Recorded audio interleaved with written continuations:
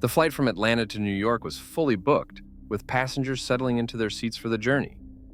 Among them was 8-year-old Amelia, a bright-eyed little girl brimming with excitement. It was her first time on a plane, and everything about the experience felt magical. From the faint hum of the engines to the rows of tiny windows offering glimpses of the clouds, Amelia clutched a small doll with springy curls that mirrored her own, the toy serving as both a comfort and a companion on the trip. She was seated next to her nanny, Ms. Harris, who kept a watchful eye on the lively child. As the plane took off, Amelia could barely contain her enthusiasm, bouncing slightly in her seat. In her excitement, her foot accidentally brushed against the seat in front of her. The passenger didn't seem to notice, but the flight attendant, Miss Cartwright, did. Miss Cartwright was a tall, impeccably groomed woman with a sharp, no-nonsense demeanor. She walked briskly down the aisle, her polished shoes clicking against the floor. Pausing next to Amelia's row, she looked down with a thin, disapproving smile.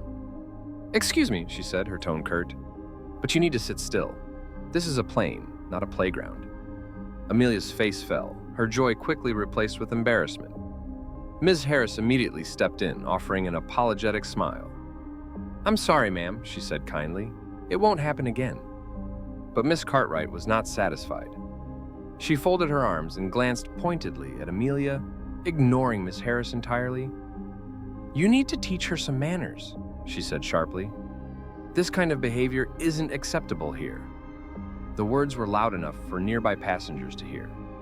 Some turned their heads, startled by the harshness in the flight attendant's voice. Amelia's cheeks burned as she slumped back in her seat, tears welling up in her eyes. Ms. Harris put a protective arm around her, glaring at the retreating figure of Miss Cartwright, who moved on as if nothing had happened. The flight continued, but Amelia's initial excitement had vanished. She sat quietly, clutching her doll and staring out the window, her earlier enthusiasm dampened. A while later, she hesitated before whispering to Ms. Harris, "Can I have some water?" Ms. Harris nodded and pressed the call button. When Miss Cartwright arrived, her expression was tight, as though the request was an inconvenience. "What is it now?" she asked, her tone clipped. "Could we please have some water?" Ms. Harris replied politely. Miss Cartwright sighed, her impatience evident. "You'll get it when I serve the drinks. This isn't a personal waiting service." Her words were cold, and the look she gave Amelia was even colder. Without another word, she turned and walked away. Amelia's eyes filled with tears again, but this time she didn't let them fall. She held onto her doll tighter, willing herself to stay silent. Around them, passengers exchanged uneasy glances. Some whispered to each other, clearly noticing the unnecessary rudeness in Miss Cartwright's behavior. One man shook his head in disapproval, muttering under his breath, "There was no need for that." Amelia didn't say another word for the rest of the flight, her earlier joy replaced by a deep sense of discomfort she didn't fully understand. Unbeknownst to Miss Cartwright, her actions had not gone unnoticed, and the consequences of her words were about to unfold in a way she could never have expected. As the plane settled into the steady rhythm of the flight, the cabin hummed with quiet conversations, the soft rustle of magazines, and the occasional clinking of drink trays. Despite the calm atmosphere, Amelia sat stiffly in her seat, her earlier excitement replaced by an uncomfortable silence. Ms. Harris, sensing her distress, leaned down to whisper reassuringly. "You're doing just fine, sweetheart," she said gently, brushing a hand over Amelia's braids. "Don't let anyone make you feel otherwise." Amelia nodded, her small fingers clutching her doll tightly, but her attempts to keep her spirits up were soon tested again. A short while later, Amelia accidentally dropped her doll onto the aisle floor. It slid a few feet away, coming to rest near the cart Miss Cartwright was pushing. Amelia hesitated before leaning toward Ms. Harris. "My doll," she whispered, pointing. Ms. Harris smiled and rose slightly, about to retrieve it, but Miss Cartwright intercepted her. Picking up the doll, she held it between two fingers as if it were something distasteful. "Is this yours?" she asked Amelia, her tone making the simple question feel more like an accusation. Amelia nodded, her eyes wide. Miss Cartwright sighed loudly, then handed the doll back with an exaggerated gesture. "Try to keep your things where they belong," she said sharply, her voice carrying over the nearby rows. "This isn't the place for playing games." The words stung, and Amelia felt her cheeks flush as she took the doll. Ms. Harris's face tightened, but she kept her composure. "Thank you," she said, her tone clipped. Miss Cartwright gave a curt nod and moved on, oblivious to the disapproving murmurs of the passengers who had witnessed the exchange. One woman leaned across the aisle toward Ms. Harris. "Some people just don't know how to talk to children," she said quietly, shaking her head. Ms. Harris gave her a tight smile, but said nothing. Instead, she turned her attention back to Amelia, whose bright demeanor had all but disappeared. The flight continued, and Miss Cartwright's behavior didn't improve. When the drink cart finally reached their row, Amelia's water request was met with another pointed comment. "Finally thirsty now, are we?" Miss Cartwright said, handing over the plastic cup with a forced smile. "Here you go. Try not to spill it." Amelia's hands trembled slightly as she accepted the cup. Ms. Harris opened her mouth to respond, but caught herself, knowing it wasn't the right moment. She leaned over and whispered softly to Amelia, "It's okay, darling. Just focus on your doll and the pretty clouds outside." Amelia nodded, but her discomfort lingered. Around them, passengers exchanged glances, their silent judgments growing louder with every interaction. Some quietly muttered about the flight attendant's tone, while others simply shook their heads in disbelief. Yet, despite the growing unease, Miss Cartwright seemed oblivious to the atmosphere she was creating. As the plane began its descent, Amelia grew quieter still, her joy for the journey completely overshadowed by the events of the flight. Ms. Harris held her hand, her own frustration simmering beneath the surface. She knew better than to escalate things in the confined space of the cabin, but she silently resolved to report Miss Cartwright's behavior as soon as they landed. Unbeknownst to everyone, however, a man seated in the business class cabin was about to change the course of the situation entirely. Quiet and unassuming for most of the flight, he had been informed about the events unfolding in economy. Rising from his seat, he began making his way down the aisle. His arrival would turn the tide of the flight in a way no one, least of all Miss Cartwright, could have anticipated. The plane had begun its descent into New York City, and the mood in the economy cabin was tense. Amelia sat quietly, her doll resting on her lap, while Ms. Harris glanced toward the front of the plane, as if waiting for the ordeal to end. Around them, passengers whispered among themselves, their discontent over the flight attendant's behavior becoming increasingly audible. Just as Miss Cartwright walked briskly down the aisle, preparing the cabin for landing, a figure emerged from the business class section. He was a tall, sharply dressed man with an air of quiet authority. His steps were calm but purposeful as he approached the row where Amelia and Miss Harris were seated. Several passengers turned to look, sensing that something significant was about to happen. "Excuse me," the man said softly, addressing Miss Harris. "I'm looking for Amelia." Miss Harris's face lit up with relief. "Mr. Roberts," she said, nodding. "She's right here." Amelia looked up, her eyes widening with recognition and joy. "Daddy!" she exclaimed, her voice filled with a mixture of surprise and happiness. She reached out her arms, and the man knelt to embrace her, his expression softening as he held his daughter close. Miss Cartwright, standing a few rows away, froze. She had been too focused on her tasks to notice the man's arrival, but now she turned toward the scene, her professional smile faltering. "Is there a problem here?" she asked, her voice noticeably less confident. Mr. Roberts released Amelia and straightened, turning to face Miss Cartwright. His expression shifted subtly. The warmth he had shown his daughter was replaced with a calm but firm demeanor. "Yes," he said, his tone even but unmistakably authoritative. "There is a problem." Miss Cartwright blinked, clearly taken aback. "Sir, if there's been an issue..." There has been," Mr. Roberts interrupted, his voice cutting through the cabin's murmurs.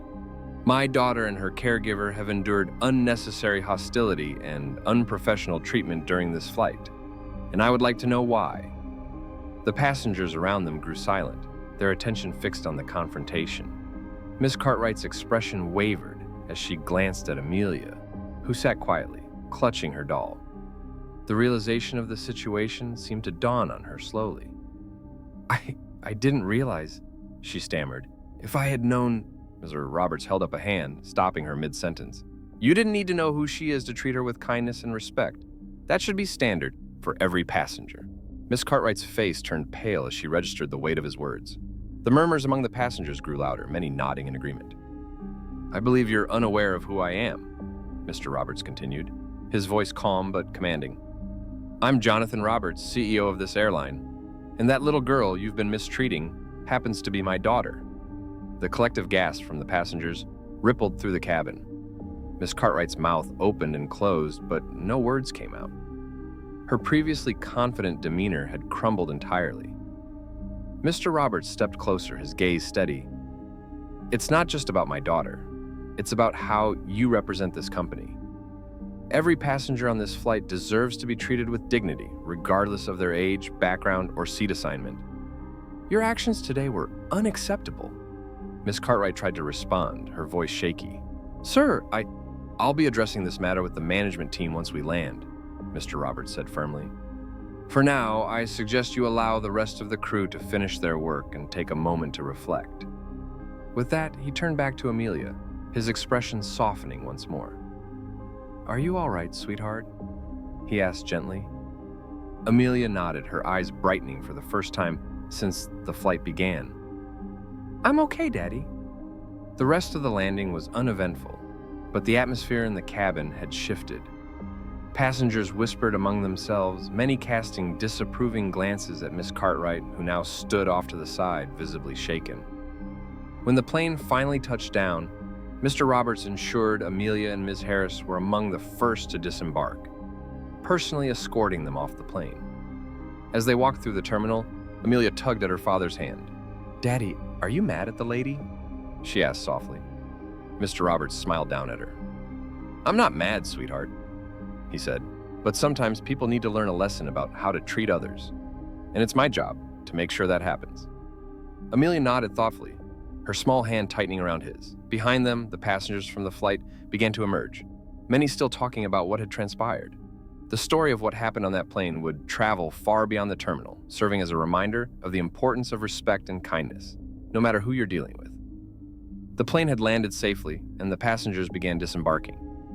As they filed out, many glanced at Miss Cartwright, their expressions ranging from disapproval to outright frustration. She stood near the galley, her usual composure replaced by a visible nervousness. The weight of what had transpired hung heavily in the air. Meanwhile, Mr. Roberts, with Amelia's hand firmly in his, walked confidently through the terminal, Ms. Harris following closely behind. Amelia seemed lighter now, the warmth of her father's presence bringing her a sense of security that had been absent during the flight. Mr. Roberts stopped near the gate and knelt to meet his daughter at eye level. "Are you feeling better, Princess?" he asked softly. Amelia nodded, her doll clutched tightly in her arms. "Yes, Daddy. Are we going to talk to the lady again?" Mr. Roberts smiled gently but shook his head. "No, sweetheart. I've already seen enough to know what needs to be done.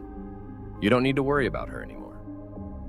Shortly after ensuring Amelia and Miss Harris were settled, Mr. Roberts proceeded to a private meeting room in the airport where senior members of the airline's ground team awaited him. His expression was calm but serious as he addressed the group. "This isn't just about one incident," he began. "It's about the standard we set for our staff and the experience we promise every passenger who boards one of our planes. Today, I witnessed behavior that falls far below what we stand for as a company." The team listened attentively, taking notes as he described the events in detail. Mr. Roberts emphasized that the issue wasn't just about a single employee's actions, but about ensuring that every team member embodies the values of respect, empathy, and professionalism. By the time the meeting concluded, clear instructions had been issued. Miss Cartwright would face immediate disciplinary action, including mandatory training and a formal review of her suitability for the role. Beyond this, Mr. Roberts also called for an internal audit of customer service practices to identify and address any broader issues. Later that day, Miss Cartwright was called to a meeting with her supervisors. She entered the room with a mixture of dread and humility, knowing the gravity of what had happened. The senior manager began by outlining the complaints raised by passengers and the CEO's observations. "Your actions during this flight were not only unprofessional but unacceptable by any measure," the manager stated firmly. "You will be placed on immediate suspension pending further review. Additionally, you will undergo retraining to address the concerns raised today." Miss Cartwright nodded silently, her usual confidence replaced by remorse. She understood that her behavior had not only jeopardized her career, but had also tarnished the reputation of the company she represented. In the days that followed, news of the incident spread, fueled by passenger accounts and social media. Many praised Mr. Roberts for addressing the issue directly, and using it as an opportunity to reaffirm the airline's commitment to treating every passenger with respect and dignity. The airline issued a public statement acknowledging the event and outlining steps being taken to ensure such incidents wouldn't occur again. For Amelia, life quickly returned to normal. Her father's actions had shown her the importance of standing up for what was right, even in the face of adversity.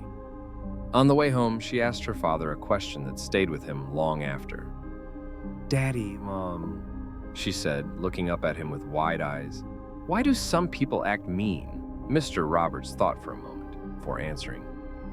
"Sometimes people forget how important it is to be kind," he said. "But when that happens, it's up to us to remind them." Amelia smiled and nodded, holding her doll tightly as she leaned against her father's side. The experience had been difficult, but she knew she was safe, loved, and surrounded by people who would always stand up for her. The airline, under Mr. Roberts' leadership, took the incident as a turning point. Mandatory training programs were introduced for all staff, focusing on empathy, professionalism, and handling difficult situations with grace. Passengers noted a shift in the company's culture, with many sharing stories of improved service and thoughtful interactions on flights. As for Miss Cartwright, her path wasn't easy. The suspension and training forced her to confront her actions and reflect on the impact they had on others. In time, she returned to work with a renewed perspective, determined to prove that she had learned from her mistakes. The incident became a story not just about one flight, but about the importance of accountability, compassion, and the enduring impact of standing up for what is right. It served as a reminder that even small actions, whether kind or unkind, can ripple far beyond the moment they occur, shaping the lives of everyone they touch. For Amelia, life began to settle back into its familiar rhythm. Though young, she carried a quiet wisdom from the events on the plane. One evening, while sitting at the dinner table, she turned to her father with a thoughtful expression. "Daddy, do you think the lady will be nicer now?" she asked softly. Mr. Roberts paused, setting down his glass. "I hope so, sweetheart," he said. "Sometimes it takes a difficult moment for people to realize how their actions affect others. I believe she'll try to be better." Amelia nodded, a small smile forming on her face. "Maybe she just needed to learn," she said, echoing her father's earlier words. He smiled back at her, filled with pride at her resilience and understanding. At the corporate level, the airline implemented sweeping reforms designed to address the root causes of what had happened. Training programs were revised to include a strong emphasis on emotional intelligence and effective communication. These sessions aimed to help employees better understand how their words and actions could shape the experiences of passengers. A new feedback system was introduced, allowing passengers to share their experiences in real time. This system provided greater accountability and created a direct link between passengers and the management team. Positive interactions were celebrated while areas of improvement were quickly addressed. Additionally, Mr. Roberts instituted regular staff meetings to encourage open dialogue. Employees were encouraged to share their challenges and ideas for improving the work environment, creating a culture where every voice was valued. For Miss Cartwright, the aftermath of the incident was a period of deep reflection. During her suspension, she attended the mandatory training sessions, which forced her to confront her behavior on the flight and its impact. The sessions included role-playing exercises, passenger testimonials, and discussions about the importance of patience and kindness in service roles. At first, Miss Cartwright felt defensive, but as she listened to the stories of others, she began to see her actions in a new light. Slowly, she realized how her words and tone had shaped Amelia's experience and how easily it could have been avoided.